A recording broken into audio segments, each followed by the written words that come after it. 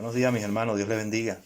Vamos a estar estudiando hoy la epístola a los Hebreos y vamos a ir al capítulo 4 en el verso 14 al 16 y vamos a leer en el nombre de nuestro Señor Jesucristo. Dice así: por tanto, teniendo un gran sumo sacerdote que traspasó los cielos, Jesús, el Hijo de Dios, retengamos nuestra profesión. Porque no tenemos un sumo sacerdote que no pueda compadecerse de nuestras debilidades, sino uno que fue tentado en todo según nuestra semejanza, pero sin pecado. Acerquémonos, pues, confiadamente al trono de la gracia, para alcanzar misericordia y hallar gracia para el oportuno socorro. Amén. Vamos a orar. Padre Santo, te damos gracias, Señor, en esta hora. Queremos presentar esta palabra delante de ti, Señor, siempre pidiendo, Padre, que nos ayudes, oh mi Dios eterno. Ayúdanos a comprender, a entender, que tu Santo Espíritu, Señor, sea propicio a cada uno de nosotros, oh mi Dios Santo. Gracias, Padre, por este día, Señor, que nos has dado, oh mi Dios Santo. Y creemos, Padre, que nos darás el alimento, el sustento, Señor, la protección, el cuidado que necesitamos, oh mi Dios eterno. Porque tú eres un Dios que guarda y protege a sus hijos. Te bendecimos, te honramos y te damos gracias en el nombre de Jesús. Amén. Vamos al verso 14, dice por tanto. Siempre cuando sale esta palabra por tanto, se está refiriendo al contexto, ¿no? Por esto, por lo que les he dicho. Y bueno, ¿qué viene hablando? Viene hablando de que el pueblo de Israel no entró al reposo o al descanso que Dios le había prometido. Amén. Pero no entraron por su incredulidad. Amén. No pudieron conseguir el favor de Dios, la bendición de Dios, porque fueron incrédulos a lo que Él les había dicho. Igualmente nosotros hoy no vamos a poder alcanzar las bendiciones de Dios si no tenemos la fe, la seguridad, la certeza, ¿no?, de que Dios nos bendice. Cuando hay incredulidad, Dios no puede hacer nada. Ciertamente Cristo dice que no hizo muchos milagros en su pueblo porque todos eran incrédulos. Ahora, el pueblo de Israel no creyó a ese Dios, no creyó al Dios que le había sacado de Egipto y bueno, fracasaron, no entraron a ese reposo, a ese descanso. Y el verso 12 y el verso 13, los versículos que están antes del 14, habla de la palabra, como es viva y eficaz y más cortante que toda espada de dos filos. Y penetra hasta partir el alma y el espíritu y las coyunturas y los tuétanos, y discierne los pensamientos y las intenciones del corazón. Y no hay cosa creada que no se pueda manifestar en su presencia. Antes bien, todas las cosas están desnudas y abiertas a los ojos de aquel a quien tenemos que dar cuenta. Pero tenemos un gran sumo sacerdote, amén. Aunque ciertamente Dios conoce y sabe todo lo que hay en nuestra vida. A Dios no le podemos ocultar nada. Amén. Dios conoce si hay envidia, si hay malas intenciones, si hay celo. Bueno, Dios sabe todo, ¿no? Pero tenemos a ese gran sumo sacerdote que intercede por nosotros. Amén. Que está a la diestra del Padre, intercediendo por todos nosotros. Porque ciertamente, aunque Dios nos ha salvado y nos ha redimido y nos ha justificado, ya tenemos paz para con Dios por la fe, ¿no? Mediante la obra que hizo Jesucristo. Ya somos justificados. Jesucristo trajo reconciliación. Amén. Pero siempre le fallamos a nuestro Dios. Amén. Y por eso tenemos a Jesucristo intercediendo, ahí abogando por nosotros. Por eso dice, por tanto, teniendo un gran sumo sacerdote que traspasó los cielos, o sea, Cristo ascendió al cielo. Amén. Y ascendió en victoria.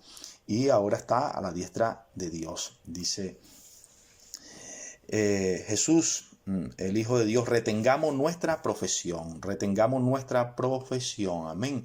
Entonces, nosotros, nuestra confesión, nuestra creencia, nosotros hemos creído en el Dios Todopoderoso. Amén. Y tenemos que estar confiados siempre en Él. Donde quiera que estemos, tenemos que saber que somos hijos de Dios y como hijos de Dios tenemos que dar testimonio. Amén. Entonces dice, retengamos nuestra confesión, nuestra profesión de fe. Amén. Dice el verso 15, porque no tenemos un sumo sacerdote que no pueda compadecerse de nuestras debilidades, sino uno que fue tentado en todo según nuestra semejanza, pero sin pecado. Amén. Ciertamente necesariamente hay que pasar por una situación, ¿no?, que otro esté viviendo para poderse compadecer de esa persona, para saber lo que esa persona está sintiendo, lo que esa persona está pasando. Amén. Y Cristo fue tentado en todo. Cristo fue tentado en todo. Por eso es que Cristo conoce nuestras debilidades y tiene compasión, tiene misericordia de nosotros. Amén. Él sabe y Él conoce las miserias que hay todavía en nosotros. Por eso que Él puede compadecerse de nosotros, Él puede entendernos. Amén. Pero sin pecado, Él no pecó. Amén. Igualmente, nuestra intención tiene que ser no fallarle a Dios. Amén. Ese es el propósito que tiene que haber en nuestra vida, no fallarle a Dios. Amén. El verso 16 dice: acerquémonos pues confiadamente al trono de la gracia. Acordémonos que en el Antiguo Testamento nadie se podía acercar al trono de la gracia, al lugar santísimo. Solamente el sumo sacerdote una vez al año, pero el pueblo no tenía este privilegio. Ahora podemos acercarnos al trono de la gracia con confianza. No vamos a morir, porque aquellos cuando se acercaban en la antigüedad tenían, no, eso, si estaban en pecado, ciertamente iban a morir, porque Dios es un Dios santo. Pero ahora nos acercamos confiados en los méritos de Cristo, amén, en lo que Cristo consiguió para nosotros, amén. Ciertamente la única manera de acercarse a Dios es a través de Jesucristo, de ese sacrificio perfecto. Juan 14:6 habla así, que la única manera de llegarnos a Dios es a través de Jesucristo. Él es el camino, es la verdad y es la vida. Entonces, nadie se puede acercar a Dios sino por medio de Jesucristo. Amén. La única manera de obtener la salvación es a través de Jesucristo y su obra redentora. Por eso dice: acerquémonos pues confiadamente al trono de la gracia para alcanzar misericordia y hallar gracia para el oportuno socorro. Misericordia, esa palabra, misericordia, una palabra compuesta. Dios ve nuestras miserias y cordia es corazón. Dios pasa nuestras miserias por su corazón y se compadece de nosotros. Amén. Y dice: y hallar gracia para el oportuno socorro. Esta palabra oportuno socorro significa para la situación crucial, en el momento crítico que estás pasando, una dificultad, una prueba, una tribulación, una enfermedad, lo que sea, escasez. Tú puedes acercarte al trono de la gracia y orar, clamar a Dios, y Dios te va a sacar, Dios te va a ayudar en esa situación conforme a su voluntad, conforme a su poder, conforme a sus riquezas en gloria. Amén. Es lo que está diciendo aquí el autor a los hebreos, que podemos hallar esa gracia y ese oportuno socorro. Amén. Todas las veces podemos recurrir a Dios. Dios es un Dios de misericordia, Dios es un Dios de compasión, Dios es un Dios de gracia. Y Él nos da la gracia. Él nos da la gracia para hacer su voluntad, para superar las pruebas. Vamos a tener gracia. Dios nos conoce tanto que en el capítulo 10 de Primera de Corintios, en el verso 13, dice que no nos va a mandar una prueba que no podamos superar, que no nos va a mandar una tentación que no podamos superar, o sea, que nos sobrepase.